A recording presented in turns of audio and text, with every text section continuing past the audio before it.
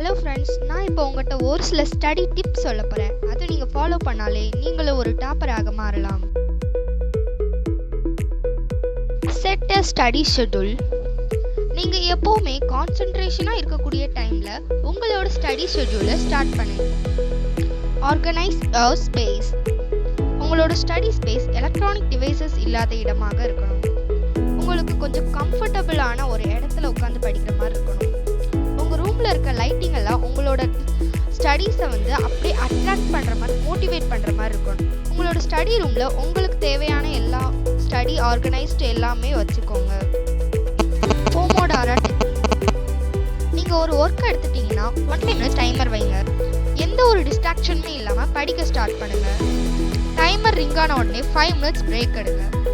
இதை அப்படியே கண்டினியூ பண்ணுங்கள். ஒவ்வொரு 4 பிரேக் முடிஞ்சதுக்கப்புறம் நீங்கள் ஒரு லாங் பிரேக் எடுத்துக்கலாம்.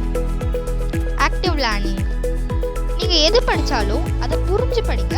அதை மற்றவங்களுக்கு சொல்லி கொடுத்து படிங்க. Reward your self.